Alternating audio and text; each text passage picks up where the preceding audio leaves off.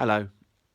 Okay, so I would be fibbing if I said I hadn't welled up a bit at points during the War Games episode 10. Jamie and Zoe's goodbye is really sad because, and everybody says, oh, they can remember the first adventure, but they don't remember so much, and it's so sad. And Troughton's so proud of them. Sorry, the Doctor is so proud of them. And Troughton is just class throughout this episode. And he's just ground down, but still defiant and still brilliant.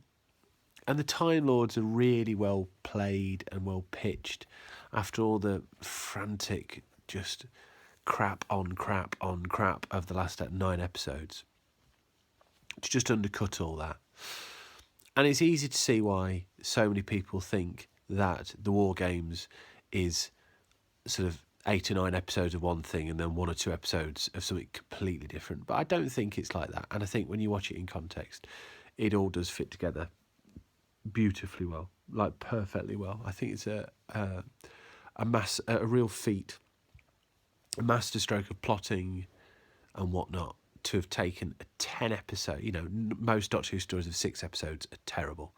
That's a very broad statement. But we've watched an awful lot of 6 episode stories which have been bad because 1 episode or 2 or maybe 6 drag horribly. And this didn't at any point drag. A lot of that has to do with the fact that it's actors acting and not, rubber suits and stuff like that. Which leads me on to it being Troughton's last story and just thinking back over Troughton as a Doctor. So I kind of think that Troughton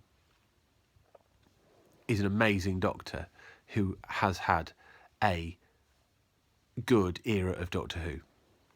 And what I mean by that is that if you look at this story, where Troughton was able to actually do some acting and to play off other people and have good scripts, Troughton was class above.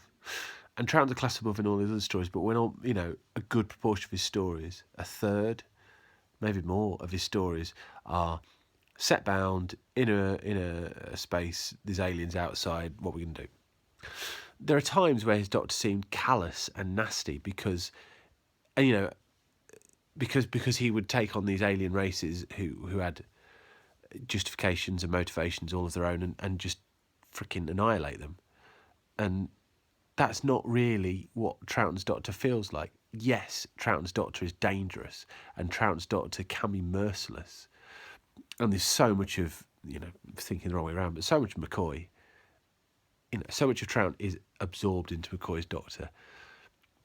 And just so much of Troughton's era is missing as well.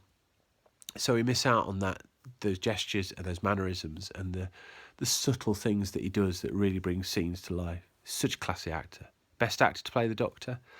I think David Tennant would perhaps have an argument for that, but nonetheless. So anyway, Troughton's class above. And although I think that there are flaws, systemic flaws to his period as the Doctor, there's just no doubt him. He's a class act, an absolute class act.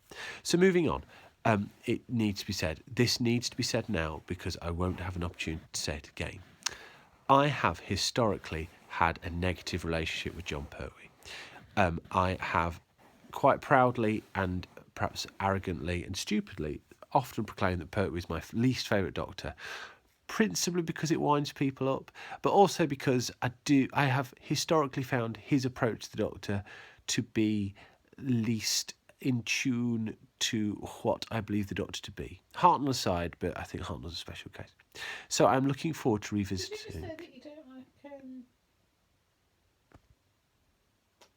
I said that he has historically been my named least favourite Doctor. So I'm looking forward to revisiting the Pertwee season. I'm looking forward to rediscovering such gems as the Claws of Axos. Oh, God. But, of course, we've got the Brigadier to look forward to and all that kind of thing. Not that I know that yet, but, that's cool. So, yeah, just put a cap on it. War Games is easily the best Doctor Who story we've watched so far. by a country mile. It sets the template of what Doctor Who's going to be at its best, and it is a fitting swan song for Patrick Troughton, who, as a Doctor, was immaculate. There we go.